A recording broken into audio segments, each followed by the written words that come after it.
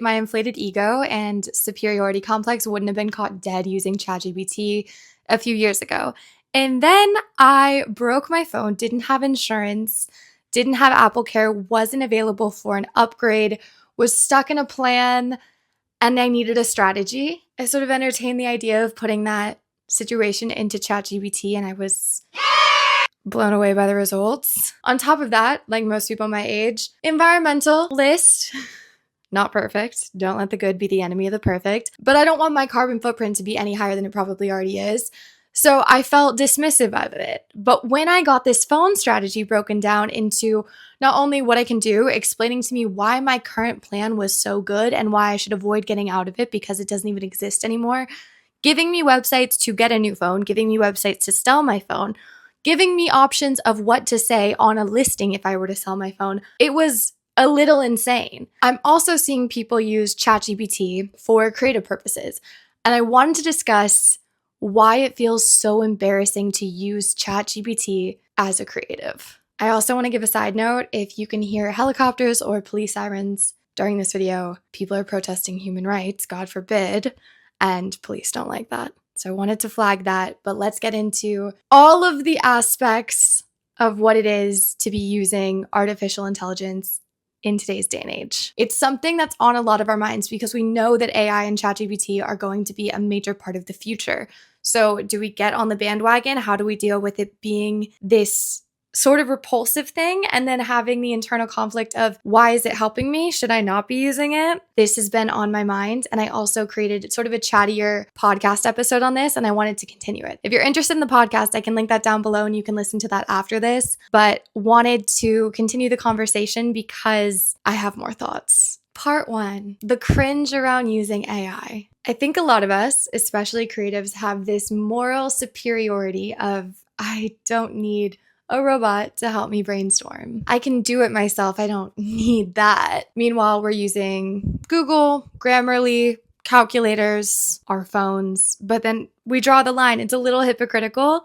We're a little snobby about it. It's like, okay, well, that is where I draw the line. I think AI threatens people's perceptions of themselves being clever, smart, witty, original. A lot of us, especially in America, thrive on the idea that we are an individual and we are original, and collaborating with a robot on a project feels intrinsically wrong. Part 2, is ChatGPT a tool or a crutch? I'm not much of a planner. I don't see time in a common sense way. I can't think the way that I think other people think when it comes to scheduling.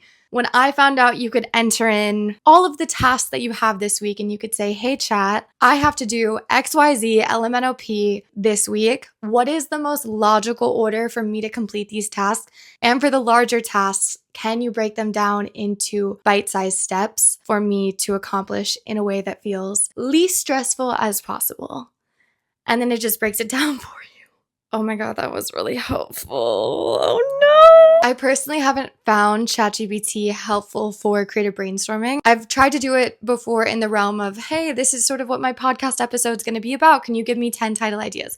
I don't like any of them. Rarely do I like the creative ideas that chat gives me, and maybe that's because I haven't trained it correctly. But overall, I just don't think it's there yet. I do appreciate my mind creatively more than the chat. So when it comes to outsourcing admin, that it's incredibly helpful. I also think chat is good for refining emails. I think it's great for if you wanted to send out a pitch or you wanted to sort of see what you should charge for something. It gives good ideas. That being said, ChatGPT also has a bit of some dead giveaways. It loves the long dash. It loves to do emojis with bullet points. And when I see an email with either of those things, to me, that's such an obvious giveaway that you've been using a robot to write your emails. Something to be mindful of. You don't want to be fully reliant on it. Like, to use it as a tool, sure. To be completely reliant on it, you might lose your brain.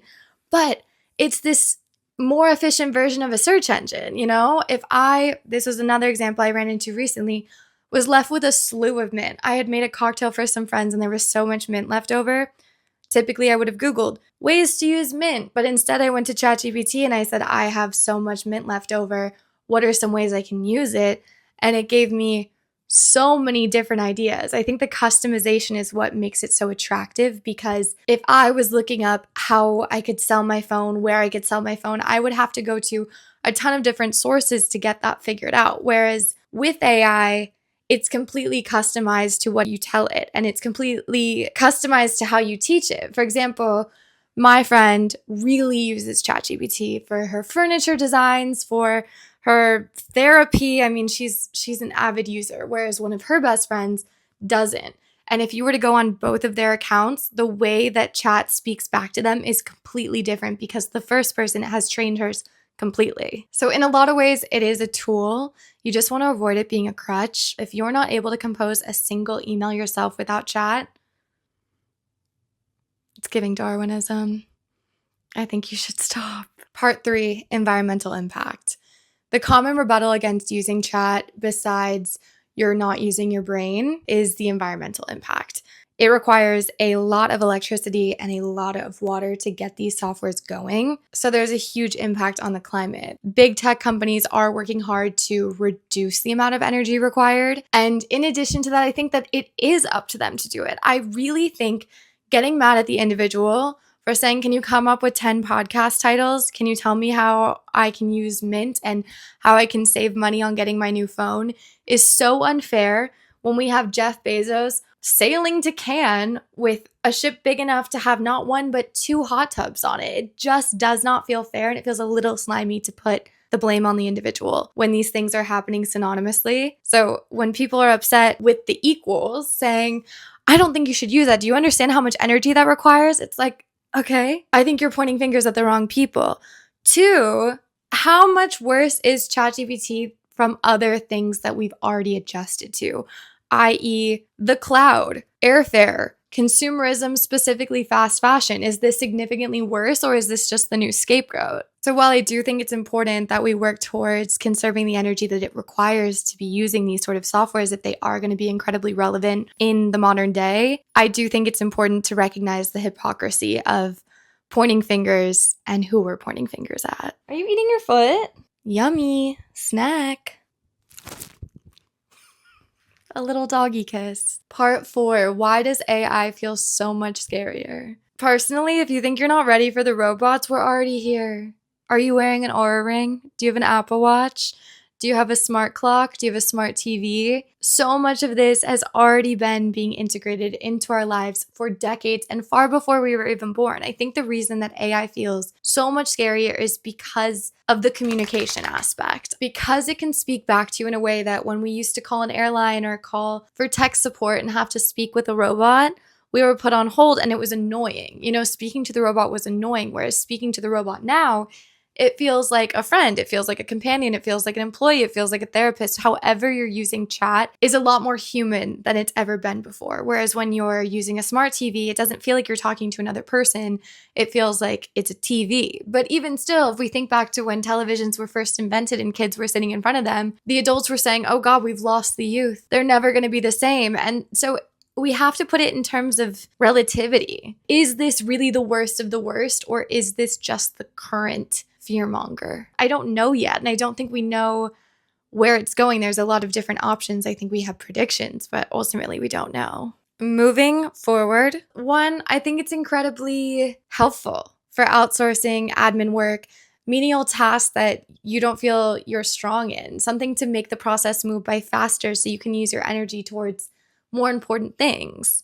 Big tech companies should be in charge of reducing the energy that's required for this, reducing the amount of electricity, finding cleaner sources, ways to use less water or alternatives. That's, in my opinion, up to them, and they should be responsible for that. To put it on you to say, you shouldn't have used that today. Like, really? That part really strikes a chord in me. I think it's slimy, as I said, to blame the individual. That being said, I do think it is up to the individual to make sure that this tool does not become a crutch. You should be able to send an email without running it through ChatGPT. You should be able to write a piece. You should be able to create an episode, create a video, create a schedule for yourself without using a robot. If you become too reliant on it, I do think that's Darwinism. As I said, I have a podcast where I discuss more about that if you're interested. I will have that link down below. Not my typical style of video. Neither was my last one. My last video that I created was how spiritual decluttering can be and giving actionable tips on how to clean your space and or what I think about AI in the future. But prior to that, I have a lot of vlogs if you're interested on the Australia and New Zealand trip that changed my life. If you enjoyed this video, let me know. If you have thoughts you want to share, leave them in a comment, and I will talk to you guys on YouTube very soon. Thanks for watching. XOXO, Lexi.